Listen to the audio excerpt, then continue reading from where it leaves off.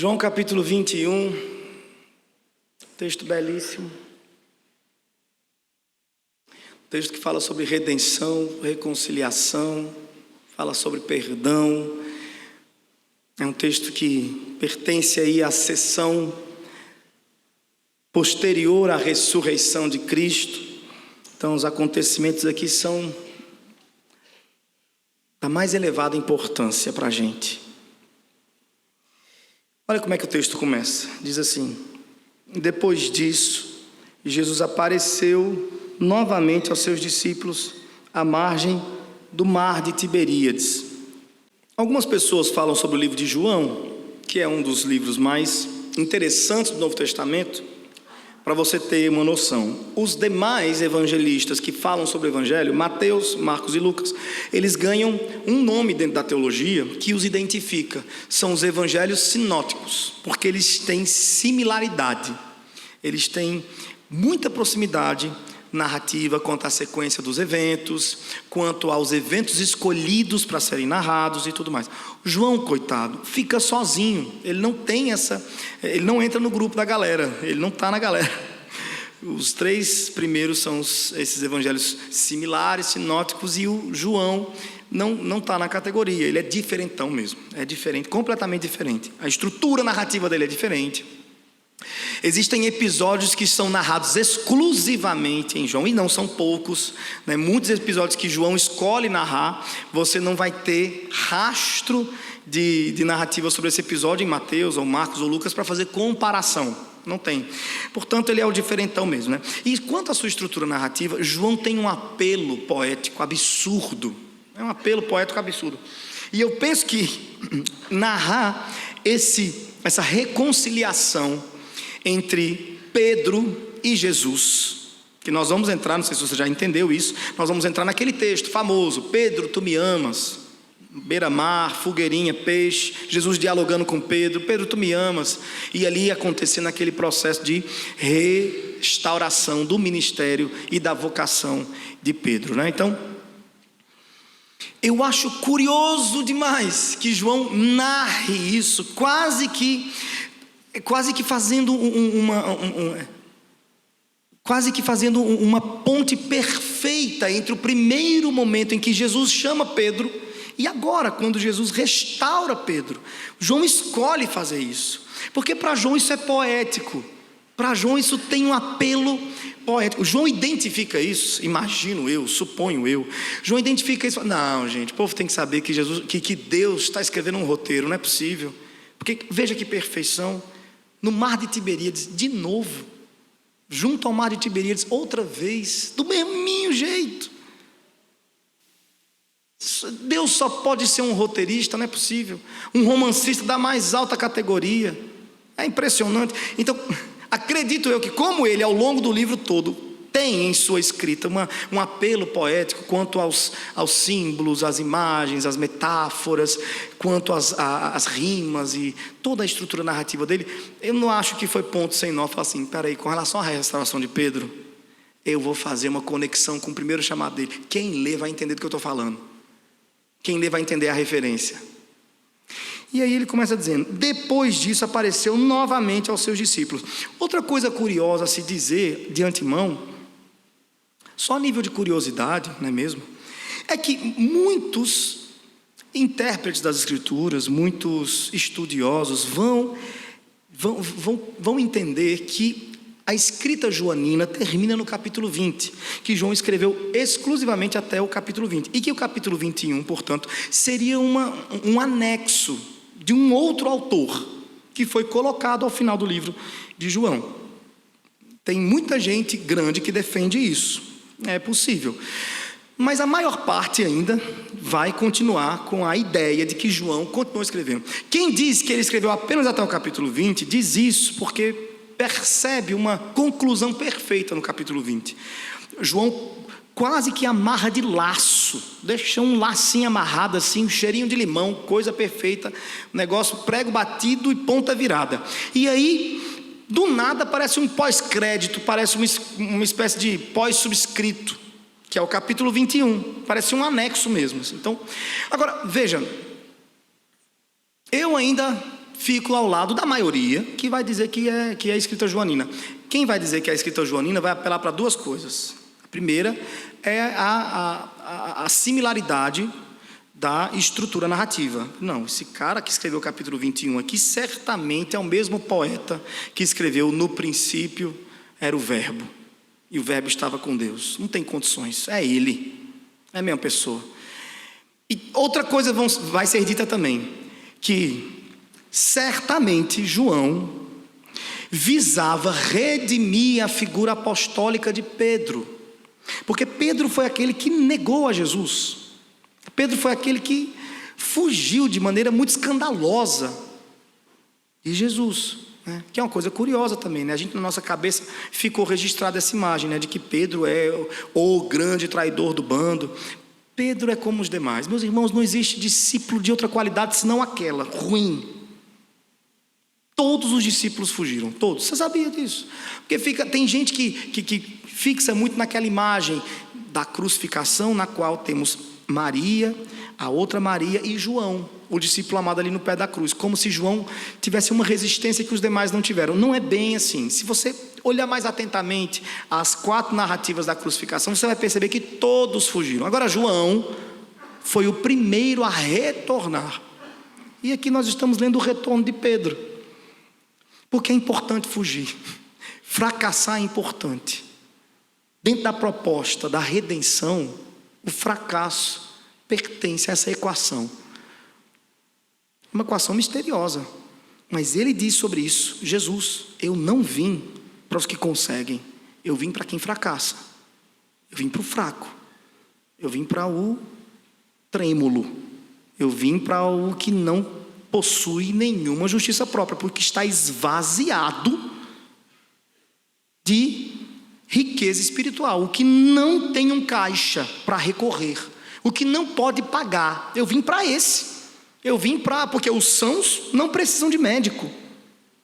Então, todos eles, inclusive João, graças a Deus, fracassaram, e dessa forma Cristo, por seus próprios méritos, pôde redimi-los um a um. João foi o primeiro, Pedro está sendo redimido agora. Mas isso não alivia um pouco a sua jornada? Você também não se sente um pouco Pedro? Tantão Pedro, talvez. João, Tomé. Você não está na pele de todos eles? Eles não são, na verdade, uma representação da gente mesmo, em suas diversas preocupações, ambições. É um que diz, eu não sei, eu preciso tocar. É outro que vira as costas covardemente e foge. São outros dois que dizem, eu posso ficar do lado direito e do lado esquerdo, meu irmão. E cada um com as suas ambições, com as suas questões. Mas a todos Cristo redime, por meio da sua própria justiça e do seu próprio mérito. Maravilhoso isso. Mas vamos seguir para o texto. Curiosidade à parte. O texto vai continuar dizendo, depois dessas coisas, depois disso, Jesus apareceu novamente aos seus discípulos à margem do mar de Tiberíades. Foi assim. Eu gosto muito como João é direto. Foi assim, 2 pontos, lá vai ele. Parece que está com um sorrisinho de canto, pensando assim, eles vão entender a referência que eu vou fazer aqui. Foi igualzinho, só não vê quem é doido. E ele vai colocar aí. Foi assim. Estavam juntos Simão Pedro, Tomé, chamado Dídimo, Natanael, de Caná da Galileia, os filhos de Zebedeu e 2 outros discípulos. Vou pescar, disse-lhes Simão Pedro. E eles disseram, nós vamos com você. Você veja a potência, né? A qualidade de Pedro com relação à sua liderança, né? Pedro era um líder nato, porque líder é isso aqui. Líder é alguém a quem as pessoas seguem. Então, quando Pedro diz, vou pescar, alguns dos discípulos dizem assim, eu vou também. Ele toma essa iniciativa.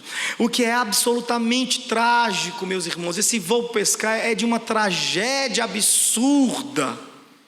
Esse vou pescar é um suspiro angustiante, é um desejo de que nada do que aconteceu nos últimos 3 anos fosse verdade. Eu quero tentar, é um desejo de voltar no tempo, para aquele ponto, antes da aparição de Jesus, que mudou completamente a rota, a existência, a configuração daqueles homens, a estrutura de relação deles. Mudou completamente o mindset deles, para ser bem coach. Então, vou pescar. É um desejo angustiante de apagar esses últimos 3 anos. Tamanha dor de constatar: morreu. Nosso Cristo morreu, acabou tudo. Acabou tudo. Morreu. Algo semelhante os irmãos de Filipos estavam passando quando Paulo ouviu. Paulo estava preso, primeira cadeia de Paulo, não era a segunda, ele não estava perto de morrer. Paulo estava preso, e aí Timóteo vai visitá-lo. Paulo pergunta pelos irmãos de Filipos, e o que Paulo ouve sobre os irmãos de Filipos é exatamente isso aqui. Olha, tristeza absoluta. Os irmãos lá estão profundamente angustiados e dizem o seguinte: coitado de Paulo, pegaram o nosso líder. Toda a ideia e o sonho de uma revolução, sabe, de uma igreja viva, de algo que explodisse amor pelos lugares, tudo isso se dissipou, tudo isso virou pó. Se estão fazendo isso com Paulo, o que vão fazer com a gente? Então estão encerrados no medo, trancafiados, não cantam mais alegremente louvores a Deus, não se expressam publicamente como antigamente, como antes. E aí Timóteo diz isso tudo a Paulo. Paulo fala: não é possível que eles estão nessa tristeza. E Timóteo diz: pois eu estou lhe dizendo, estão nessa tristeza. E aí Paulo fala: peraí, deixa comigo. Pega uma pena e começa a fazer aquilo que ele sabe fazer. Ele escreve, e ele escreve aquilo que a gente conhece hoje como a carta da alegria, né? E que é precioso demais. Imagine você, a carta da alegria ser uma carta escrita na prisão. Lá vai Paulo consolar quem está solto. Faz sentido isso? É que na realidade do evangelho, a realidade das coisas costuma ganhar outras cores. Na realidade do evangelho, quem está solto consola, quem está preso consola quem está solto. Se alegrem, não fique assim não, se alegrem. Lá vai Paulo aparecer no meio dos irmãos por meio de uma carta, para dizer o seguinte, o óbvio sobre o evangelho: a dor faz parte. Porque eu estou aqui, não tenham dó de mim não, porque eu estou aqui, o evangelho está sendo pregado, tem gente se convertendo aqui dentro. Porque eu estou aqui, até a guarnição romana está ouvindo o evangelho, está se convertendo. Então alegrem-se no Senhor. Eu estou preso, mas o evangelho está solto, correndo feito cavalo ao vento. Ninguém segura não, ninguém detém não. Então, calma. Paulo aparece no meio dos irmãos para animá-los, assim como Cristo aparece na praia para dizer: ei, se aveste não, negócio de vou pescar, senta aqui, vamos comer.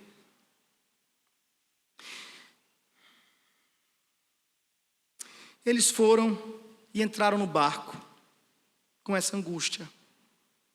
Mas naquela noite não pegaram nada. Você veja que humilhação. Naquela noite não pegaram nada. Que humilhação. Pedro, pelo amor de Deus, era pescador. As 2 únicas vezes que ele aparece na Bíblia pescando, ele não pega nada.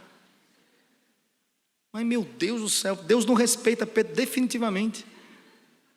Agora você imagine, você é pescador, e as 2 aparições suas na Bíblia registradas para o longo da história, a gente conclui o quê? Péssimo pescador. Que humilhação. Não pegou nada naquela noite. Pegou nada naquela noite. Aí veja no verso 4, João colocando as cores da poesia. Colocando aí as cores da poesia na sua narrativa. Ao amanhecer, Jesus estava na praia. João adora fazer contrastes. Noite e dia, bem, mal. Ele adora fazer contrastes. Filho de Deus, filho do homem. Ele adora fazer contrastes. Vocês lembram da conversa entre Jesus e o menino lá, o sumo sacerdote? Nicodemos. Eu assisti esse episódio, mas eu estava meio sonolento. No The Chosen eu assisti, mas eu assisto The Chosen, tá? Reformado calvinista. Não me cancele não, assisto mesmo. E se Jesus, aquele ator passar aqui, eu dobro o joelho fácil. Nossa, fácil. Já manda um mestres, que posso eu te fazer, diz. Aleluia. Então, você lembra da conversa de Jesus com Nicodemos? Que preciosa aquela narrativa joanina, pelo amor de Deus. João descreve que Nicodemos chega de noite. Ele chega de noite, escuso. Ele chega de noite, escondido de quem pudesse ver, de quem pudesse acusá-lo ou pensar o mal dele no sinédrio. Ele chega de noite, ele chega invadido por noite, ele chega absolutamente no escuro, e a conversa vai se desenrolando. E quando João termina de narrar esse diálogo, João parece que ele precisa registrar isso só por questões poéticas. Ele fala assim: e aí amanheceu, era dia. É como se Nicodemos saísse da noite para o dia. É como se ele saísse da escuridão do ventre para a claridade do Natal. João tem essas sacadas que a gente perde de vista no português. Eu sinto muito por isso, né? Então a gente tem que ler em grego, coisa que eu nunca fiz, porque no seminário eu colava todas as provas de grego, graças a Deus. Foi assim que eu cheguei aqui, aleluia. Fracasso faz parte, meu irmão, para que a glória seja de Deus. Grego e hebraico, colei todos. Um abraço a Tainara, minha companheira de sala, que sabia tudo de grego e hebraico, aleluia. Deus dá o escape, gente. Deus dá o escape mesmo, graças a Deus. E aí, olha só, não pegaram nada ao amanhecer. Eita, João tem que ser reverenciado por sua poesia. Os discípulos chegaram de noite, os discípulos pescaram de noite, os discípulos estavam afogados no luto, mas Jesus chegou cavalgando na aurora. Ao amanhecer, Jesus estava na praia, mas os discípulos não o reconheceram. Essa frase é curiosa, os discípulos não o reconheceram. Eu estava lendo um comentário de um autor reformado que eu gosto muito,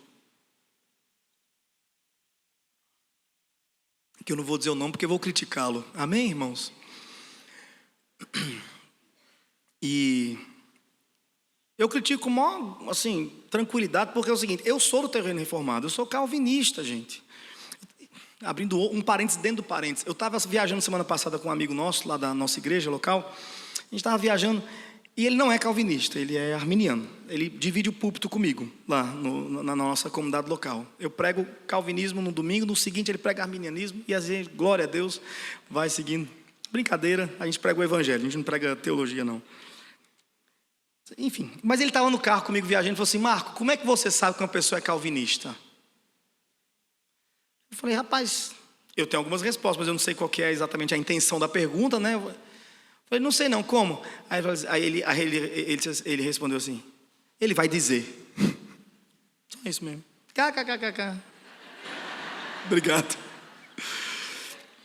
Então, estou eu aqui reforçando essa piada horrorosa do meu amigo e dizendo a vocês, por ser calvinista, por ser reformado, por me sentir à vontade nessa linha de pensamento, Paulo, Agostinho, Calvino, Lutero, Zwinglio, Mark Lloyd Jones, Kuyper, John Piper, por me sentir muito à vontade dentro dessa teologia, eu me sinto à vontade de criticar. Então veja, eu estava lendo um comentário bíblico sobre essa frase aqui, e aí diz assim: ao amanhecer Jesus estava na praia, mas os discípulos não o reconheceram. Aí o comentarista falou o seguinte: porque embora fosse manhã, eram as primeiras horas do dia, e por conta disso havia uma penumbra ainda, e a distância que eles estavam ali a mais ou menos 100 metros de distância, né? E aquela distância dificultou a visão dos discípulos. Eu achei aquilo de uma invenção, acabou com a poesia de João, acabou com o mistério, né? Como assim, gente? Por que você disse isso? Por que você sugeriu essa naturalização do texto? Por que você cientificou o texto? E isso é curioso, a crítica ainda não chegou. É curioso porque nós, reformados, costumamos ser muito velozes em caçar bruxas do liberalismo, em falar aquilo ali é liberal, aquilo ali é liberal, aquilo ali é liberal. Não há nada mais liberal, meus irmãos, do que pegar o texto bíblico e esvaziá-lo dos seus mistérios.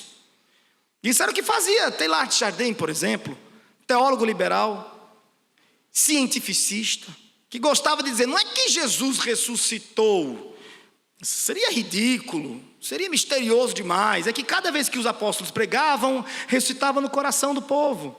Não é que, sabe, sempre havia, não é que eles passaram a pé enxuto, havia uma explicação científica, eu sempre esqueço essa palavra, que a pessoa que cava buraco, arqueológica, havia uma explicação arqueológica, entendeu? É porque naquele ambiente ali, naquela época do ano, havia um banco de areia que levantava e o pessoal passava a pé enxuto, isso tudo para que o texto bíblico fosse mais naturalizado possível, menos misterioso possível, né? Mas meus irmãos, o nosso evangelho é racional, ele é razoável, nós temos como explicá-lo arqueologicamente, nós temos documentos históricos que deixam robusta a explicação da nossa fé, nós temos muita coisa para nos valer do ponto de vista da racionalidade. Mesmo assim, pertence à fórmula do nosso evangelho o mistério.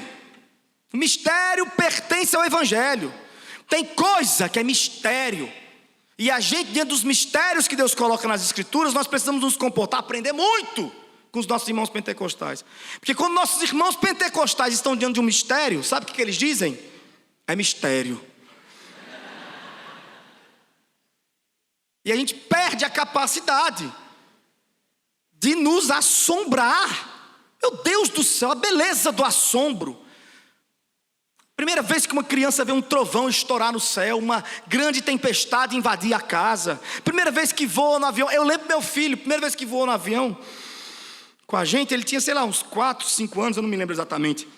Mas a gente colocou ele na janela, o avião deu uma curvatura assim, e quando o avião fez isso, ele estava olhando pela janela, ele fez, ele pegou minha mão aqui, colocou na barriga dele e falou assim, segura, segura.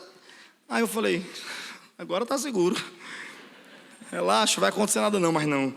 Então, eu não vou dizer para ele assim, tipo, meu filho, fique tranquilo, aviões não caem, segundo a ciência, não sei o que, é mais fácil um carro bater do que um avião cair. Eu deixei ele assombrar, falei, vamos meu filho, segura aí, isso é maravilhoso. Essa fase do assombro é maravilhosa. A gente perde a capacidade de se assombrar na vida, e a vida fica tão mais cinza, mais previsível, sem graça, monótona, né? Mas o nosso evangelho não tem nada de monótono. Tem certos momentos que a gente só tem que olhar para o céu feito uma criança, porque só se chega lá assim, como uma criança, e dizer apenas assim, é mistério, que mistério glorioso. E que nós estamos diante de um mistério. Os discípulos não o reconheceram. Mistério semelhante ao que acontece no caminho de Emaús, que estão ali andando, alguns discípulos cabisbaixos, angustiados. E aí o que acontece? Jesus está lá com eles e pergunta, o que está acontecendo? Que tristeza é essa? Eles falam, você não está sabendo não? Onde é que você estava? Não estou sabendo não. Pia, Jesus, sons. O que foi? E aí eles disseram, nosso Senhor. E olha, você veja, Jesus foi o caminho todo ouvindo as notícias sobre o Messias que havia morrido. E foi o caminho inteiro pregando expositivamente para eles. Mas não era assim que os profetas diziam, que não sei o quê. Enquanto ele falava, o coração daquele povo pegou fogo. Mas ainda não identificaram que era Jesus. Quando chegou lá no final, o que aconteceu? E ao partir o pão, os nossos olhos se abrem. Não foi assim que aconteceu? E reconhecemos quem tu és. Foi isso que aconteceu, não foi? Ao partir o pão. Porque é na mesa, é no partir do pão que o evangelho ganha sentido. É no partir do pão, é no olho a olho que os nossos olhos se abrem, que a iluminação chega. Problema da igreja, daqui eu estou evocando meu mentor Paulo Borges Júnior, com o qual tenho caminhado, e ele falou isso esses dias para trás. Problema da gente, que a gente está sendo exposto a muitas pregações expositivas, nosso coração queima, a gente volta para casa cheio de conhecimento e alegria e sensações, mas está todo mundo ainda de olho trancado, porque falta partir o pão.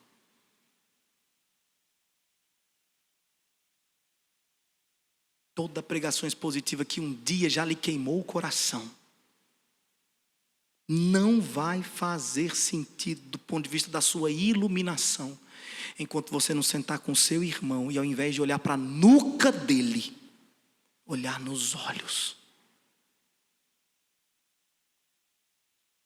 O evangelho só faz sentido quando eu alimento o meu irmão.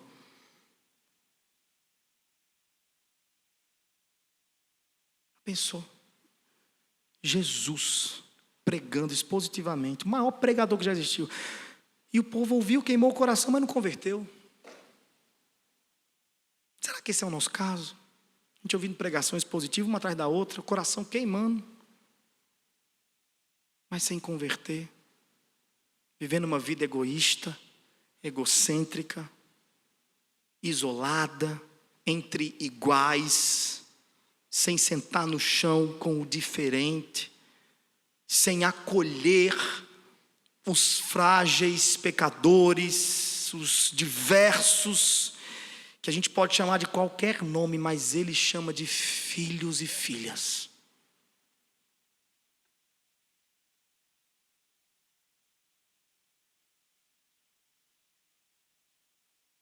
Curiosamente, é exatamente o que vai acontecer aqui. É no partir do pão e do peixe que a iluminação chega. No verso 5, ele lhes perguntou: filhos, vocês têm algo para comer? Aqui na tradução em português fica muito fraco, fica distante da verdadeira pergunta. Se pudéssemos ler no grego, se minha amiga Tainara estivesse aqui, ela nos ajudaria.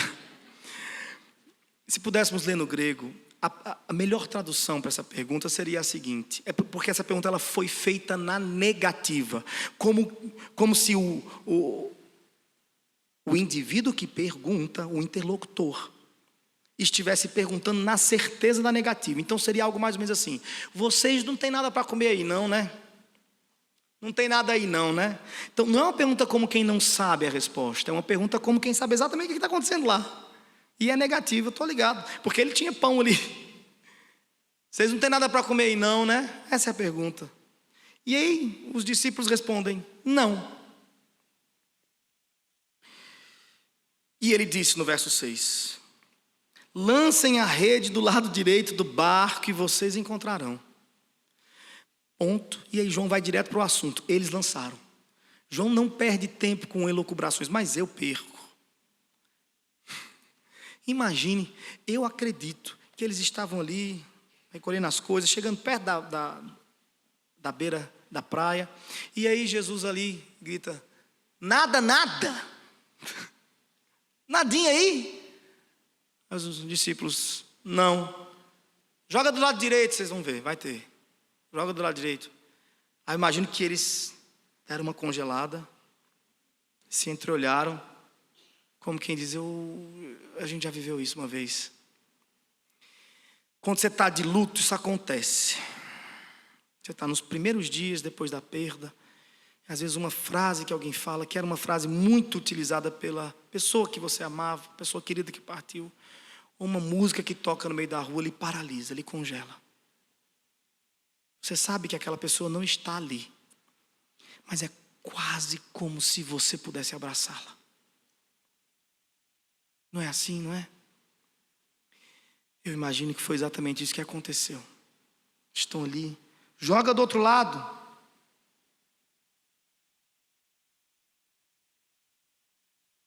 Eles só vão lá e jogam, porque é quase como se pudessem abraçar Jesus de novo. Eu sei que não é Jesus, eu sei que ele morreu, mas isso de alguma forma me aproxima do meu amado que partiu. E eles jogam, provavelmente sem muita esperança, mas com alguma memória afetiva. E ao jogar, o que acontece? Mistério. Não vem me explicar cientificamente não, viu? Reformado liberal.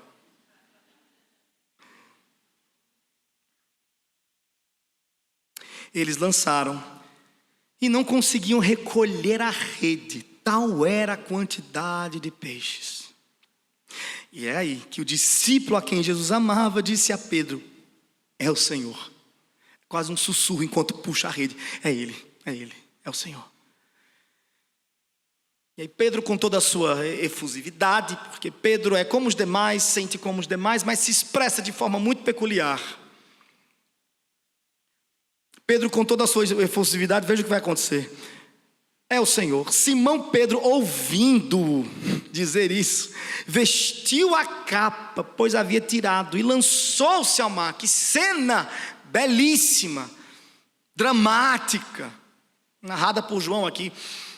Você acredita que ele vestiu a capa? Aí tem gente que vai discutir isso, vai discutir se ele estava de tanguinha ou nu. Acredita que tem essa discussão? Igual você imagina, o que eu quero saber, gente, se ele estava de tanga ou nu? Sério, gente, tem essa discussão. O povo discute cada coisa na academia. Mas deixa, isso é coisa de seminarista chato. Eu sei porque eu sou do time do seminarista chato também. Enfim, discussão besta à parte. Tem algo que é importante aqui. Ele botou a capa. Isso é importantíssimo. Se ele estava de tanguinha ou nu, não importa. O que importa é que ele se sentia distante de Jesus. Depois do que havia acontecido, depois de seu momento de negar a Cristo e de se encontrar dolorosamente com aquele olhar que não o condenou, mas lhe acolheu.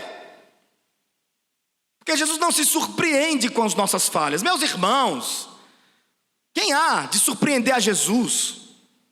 Ele conhece todas as coisas, conhece as estrelas pelo nome, nos conhece e sabe que somos pó. Quem há de surpreender Jesus? Portanto, aquele olhar não é como quem diz assim: oi, Pedro. Não, aquele olhar é o mesmo olhar que o acolheu na beira-mar. Pedro olha para Cristo e o que ele encontra é um Senhor dizendo: agora você sabe, amigo, quem você é. Eu já sabia, mas agora você sabe. Estava algumas horas atrás dizendo que morreria por mim, e eu tentei lhe dizer que não era bem assim. Agora você sabe. Calma, eu sempre soube.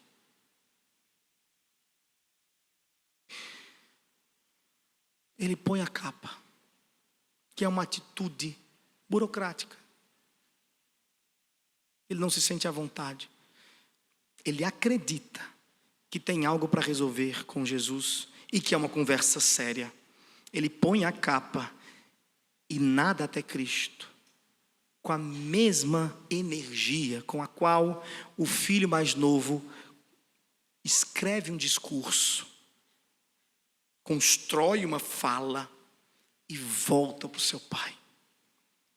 Eu estou com um problema enorme com meu pai. Eu preciso lidar com ele de maneira burocrática.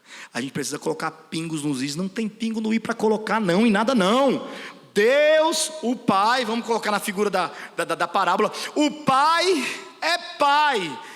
O jovem é filho. Isso está decidido desde a eternidade. Acabou-se. O perdão já foi oferecido. O pastor já buscou sua ovelha perdida. O Espírito Santo já varreu a terra inteira. Agora o filho mais novo cai em si e volta para o seu pai, com seu discurso todo polido, tentando manipular o pai. Enquanto ele fala, o pai atropela. Homem, não tem nada o que dizer. Você estava morto e reviveu, perdido e foi achado. Mate logo um cordeiro aí, bote um anel no seu dedo. Conversa essa de me tratar como funcionário. Você é filho, menino. Você não sabia quem você era nem quem eu sou, mas agora você sabe. Você tanto não sabia quem eu era e quem você é, que você veio achando que havia um distanciamento entre nós. Não há. Não há nada que você faça que me afaste de você. Isso responde à grande pergunta da parábola. Que a grande pergunta da parábola é: que pai é esse? Que pai é esse? Que comete esse sacrilégio te receber de forma tão apaixonada e amorosa, graciosa, misericordiosa, complacente, longânima, violenta e insistente, o seu filho. Que pai é esse capaz de receber de forma tão o seu filho? Esse é o nosso pai. Portanto, Pedro veste a capa, porque acha que ao chegar diante de Jesus para resolver o seu grande problema, e ele tem pressa para isso, encontrará um Jesus carrancudo, que vai dizer: e aí, diz aí, não é mais meu amigo, não é mais meu irmão. É o que Pedro pensa. Mas ao chegar lá, ele vê que não precisava ter botado capa, não. Não precisava, não. Estava em casa.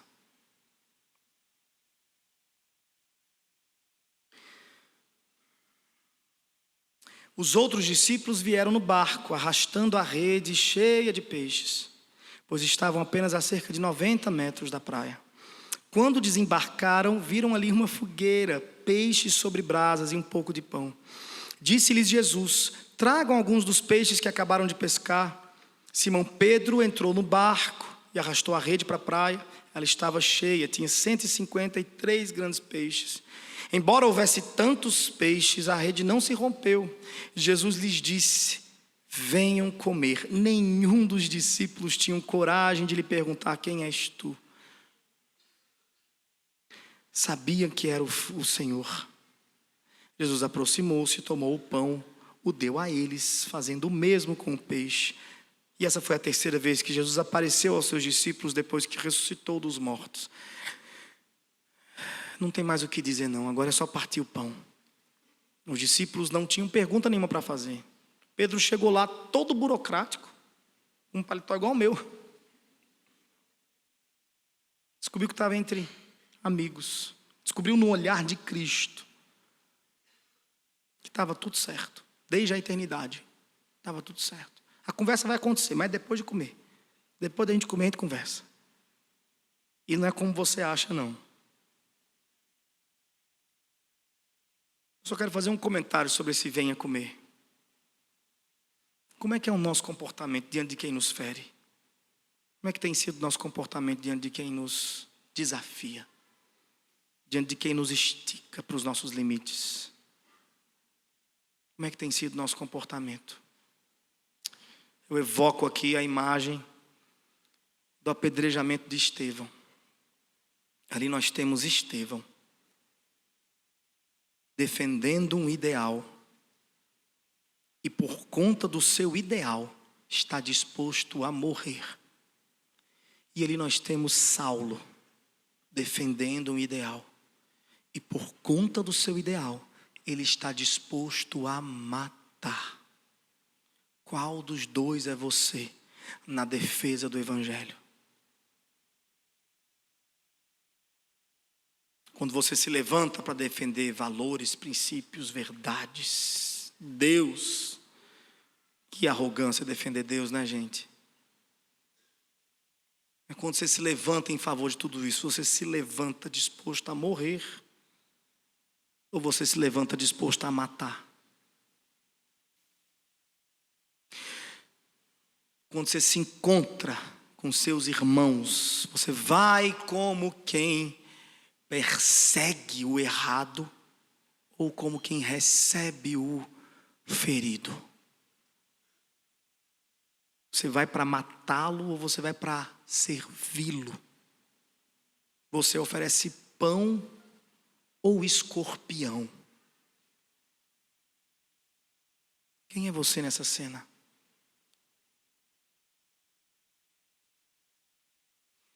E aí vamos para o diálogo final, para encerrar o nosso tempo.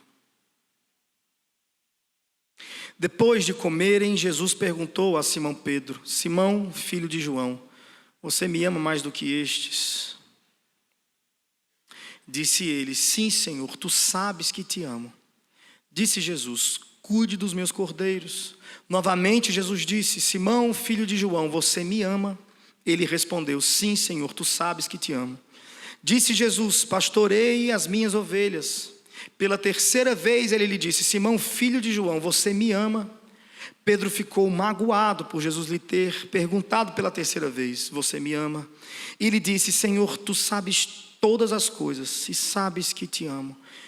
Disse-lhe Jesus: cuide das minhas ovelhas. Digo-lhe a verdade, quando você era mais jovem, Pedro, vestia-se e ia para onde queria, mas quando for velho, estenderá as mãos e outra pessoa o vestirá e o levará para onde você não deseja ir.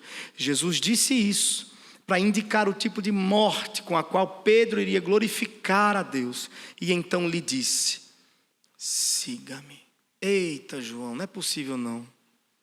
Ele encerra fazendo esse paralelo: siga-me de novo. Nada mudou em Jesus, porque o nosso Senhor, ele tem um atributo que a gente perde de vista, que é o atributo da sua eternidade. Deus é eterno. Sabe o que significa dizer que Deus é eterno? Significa que tudo que ele é, todas as suas qualidades e toda a sua obra é eterna, porque a natureza dele é eterna. Deus é eterno. Dizer que Deus é eterno é dizer que ele não sofre nenhum tipo de alteração pelo tempo. O tempo não acrescenta nenhum conhecimento a ele. O tempo não o marca de nenhuma forma. O tempo não o envelhece. O tempo não o amadurece. O tempo não o torna mais angustiado, triste, por causa de experiências negativas. Deus é maior do que o tempo. O tempo é uma de suas criações, como uma árvore, um cachorro, o tempo. E das suas criações a mais forte de todas. Não tem nada que Deus tenha criado que seja mais forte do que o tempo. Deus é anterior ao tempo. O tempo não é uma entidade sempre eterna. O tempo é uma criação de Deus. Agora, como é que era a existência da Trindade Santa antes da ideia de tempo? É uma coisa que para a gente... mistério. E diante do mistério cabe o assombro, ponto. Mas o tempo é tão forte, ele é mais forte do que a morte. Muito mais forte do que a morte. Veja, quantos aqui já fizeram a cirurgia do apêndice alguma vez na sua vida? Uma única vez, provavelmente. Alguém já fez a cirurgia do apêndice? Um dia deu lá um negócio, estourou e você foi fazer a cirurgia. Pois, deixa eu dizer uma coisa a você. Esse era o dia da sua morte. Se você vivesse há 100 e poucos anos atrás, seria exatamente o dia que você morreria. Talvez você fez essa cirurgia aos 13 anos de idade. Hoje você é pai de família, avô. E contornou a força da morte por meio de uma manobra científica. Remédios, tudo isso estica, contorna, dá um jeito, estica um pouco mais. Fugir para sempre não vamos. Mas é possível algum contorno. Agora deixa eu fazer uma pergunta. Quem aqui, com toda a sua esperteza, habilidade... e com todo o conjunto da ciência que nós já adquirimos até hoje, quem aqui conseguiu voltar no tempo para aquele dia que você caiu e não deveria ter caído? Quem aqui conseguiu consertar os primeiros erros e fez parar de chover?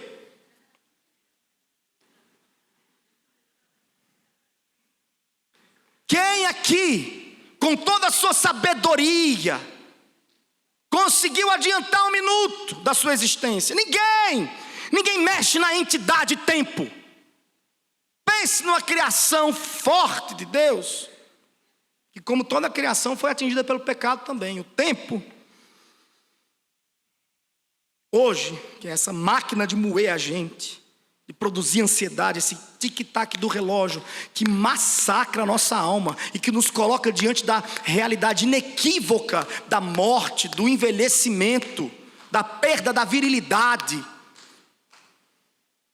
Isso nos massacra, nos deixa maluco. Não era para o tempo fazer isso com a gente, não. É que ele também foi atingido pelo pecado. Você imagine o tamanho da força do pecado.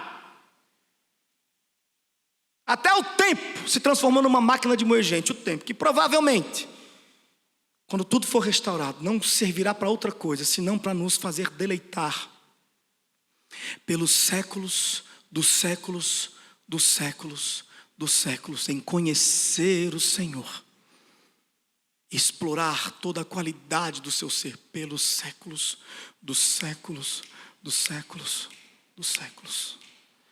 A gente não sabe como é viver isso, sem que o tempo nos machuque os ouvidos, sangre a alma, mas um dia saberemos o que é o tempo redimido.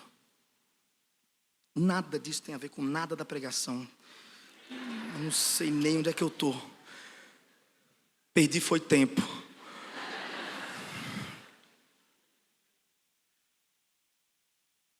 Eu estou realmente tentando achar onde é que eu estou, gente. Siga-me. Então, nada mudou, porque nada muda Cristo. Se um dia Ele lhe disse, siga-me, meu irmão, nenhuma das suas falhas prejudicará esse caminho. E nenhum dos seus acertos auxiliará no cumprimento dos propósitos de Deus. Nem você acertando muda Deus. Nem você errando muda Deus, deixando-o mais chateado. Nem você acertando o torna mais feliz. Ele é eterno. Você já ouviu Deus lhe dizendo, siga-me? E você hoje já está esmorecido por conta dos seus frequentes tropeços. Se anime. A palavra dele hoje ainda é, siga-me. Mas vamos para o diálogo. Jesus pergunta para Pedro, Pedro, tu me amas? E Pedro responde sim, por 3 vezes. Veja, existem algumas palavras para descrever amor na língua grega. Duas delas foram utilizadas aqui nesse texto. Jesus pergunta assim, Pedro, tu me ágape mais do que eles? Ágape seria o amor mais extremo, o amor sacrificial, o amor mais expressivo, o sacrifício mesmo. E aí Jesus pergunta assim, Pedro, você me ama nesse nível de sacrifício, mais do que eles me amam? Quando Jesus faz essa pergunta, não é porque ele não sabe a resposta. É porque Pedro precisa aprender essa questão. Pedro, e aí, você me ama? Ágape, você me ágape? E Pedro responde, Senhor, eu te filéu. Esse filéu é um amor mais leve, mais moderado. É um amor fraterno, que não chega a um ponto de sacrifício. Não é tão extremado quanto o amor ágape. Jesus, eu te filéu. E isso aqui é uma resposta humilde de Pedro. Por quê? E ele fala assim, tu sabes. Por que é uma resposta humilde de Pedro? Porque alguns dias atrás, algum tempo não tão distante atrás, Jesus está numa mesa e está dizendo, eu vou ter que morrer. Vai ser nessa noite. E Pedro se levanta e fala, não, de jeito nenhum, o Filho de Deus não morre. Não pode passar por isso. E Jesus insiste, Pedro, você afasta Satanás. Deixa eu falar com meu filho Pedro aqui. Sai, Satanás. Satanás sai, Pedro fica. Amém, gente? Glória a Deus. Satanás sai, você fica.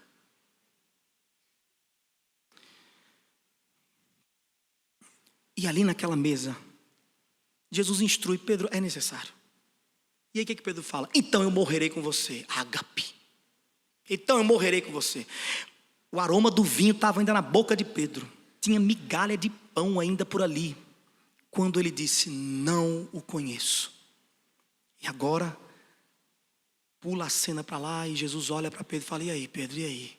Era como tu achava? Tu me ágape mesmo? Mais do que todo mundo, primeiro a dizer que vai morrer comigo. E aí, Pedro, como é que tu está agora nisso? Senhor, ágape não, filéu. Você sabe. Depois de tudo que a gente viveu, você sabe que não. Aí Jesus insiste, Pedro, ágape. Pedro, Senhor, eu filéu. Muita humildade, cabeça baixa depois da pancada. E aí, a terceira vez, Jesus não pergunta mais pelo ágape, mas pelo filéu. E Jesus diz, Pedro, filéu, né Pedro? Filéu. E Pedro fica triste, porque vê que Jesus baixou. Por ver que ele não conseguiu chegar aqui. Mas veja só,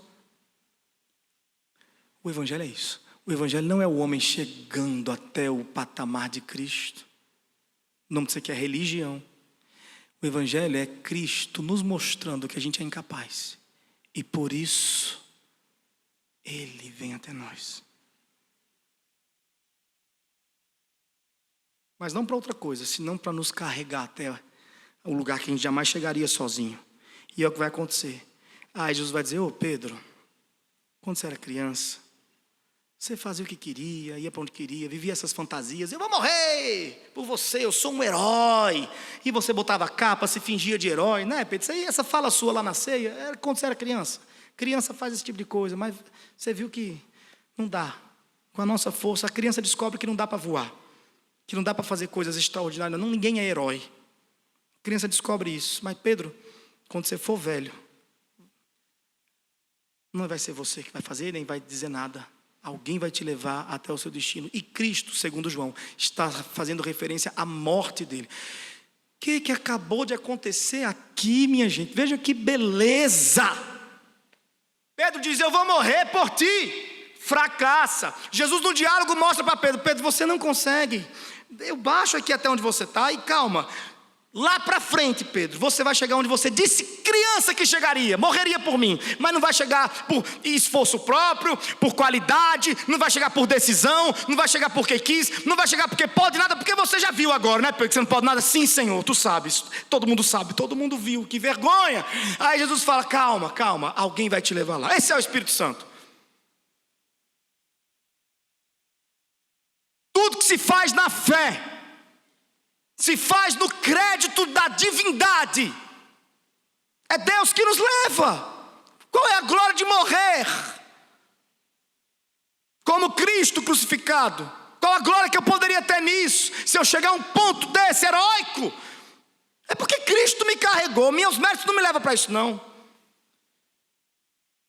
Quando você conseguir perdoar a sua esposa, quando você conseguir perdoar o seu marido, quando você conseguir casar seus filhos no altar, meu irmão, não bata no peito como se fosse um herói, porque se você fizer isso, a força do seu braço, você está prestes a ruir. Entenda aí, eu acho que você já deve estar entendendo, que todo nosso ato de bondade não é outra coisa senão manifestação do Espírito Santo que nos leva ao nosso destino final, pela mão.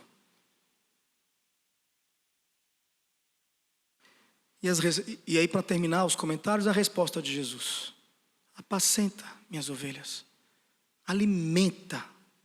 Primeira vez ali que aparece a palavra com relação às ovelhas é alimento. Alimenta meu rebanho. E depois é apacenta meu rebanho. Apacenta minhas ovelhas, meus cordeiros. Existem também essas duas palavras, cordeiros e ovelhas, os mais novos aos mais velhos. O que Jesus está dizendo para Pedro? Pedro, esse amor que você tem se expressa não heroicamente indo para uma cruz, assim é fácil. O amor que a gente tem por Cristo se expressa no partir do pão, no alimentar das ovelhas do Senhor, no serviço. Como é que a gente sabe que nós somos discípulos de Cristo? Como é que o mundo sabe? Porque a gente é a casa do perdão. A gente é a casa da mesa posta, da porta aberta. A gente é a casa que chora com os que choram e se alegra com os que se alegram. A gente é a casa da mão estendida. Nós somos a ilustração do grande banquete dos céus aqui na terra. Meu irmão, se não for para ser cristão assim, vamos parar de fingir. Ninguém aqui é herói, ninguém consegue por seu próprio esforço, não. Amar a Deus é um desafio que só o Espírito Santo nos consegue levar a esse lugar, de sacrificar por Ele. Até lá, a gente vai partindo o pão e servindo os irmãos. Ontem eu estava com Paulo Borges, e eu perguntei para ele estava bem feliz ontem. Nossa, mas ele estava dando risada à toa. E é um pouco estranho, ele nem sempre está assim, ele é um pouco mais fechado. E aí ele estava feliz, abraçando e cantando e conversando, dando gargalhada com a gente. E eu falei: ô PJ, você tá feliz, né? Está feliz? Aí ele falou assim: eu estou alegre. Não sei, felicidade é muito forte, eu estou alegre. Não dá para ser feliz, né, Marco? Tem tanto irmão da gente sofrendo. Ali agora, depois, atrás dessa rua aqui, eu vi, tem alguém pedindo. Tem alguém na rua pedindo. Como é que um ser humano é feliz, completamente satisfeito nessa realidade? A alegria vem, ela dá susto na gente. A gente canta, ri, depois a gente cai em si e lembra que tem um irmão precisando de pão. A gente vai lá e serve. Então, e ele falou isso com os olhos marejados. Na mesma hora, eu não sabia que eu ia acabar com o sorriso do homem.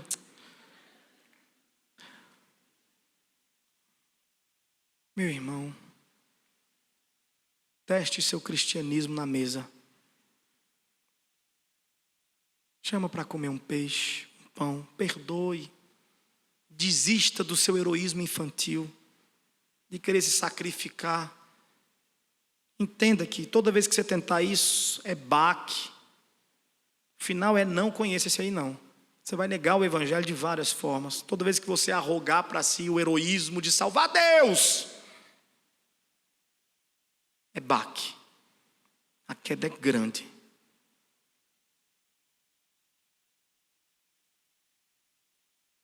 Deixe o Espírito Santo lhe conduzir de mesa em mesa, de irmão em irmão, por um cristianismo que se concentre mais nos olhos uns dos outros do que nas nucas.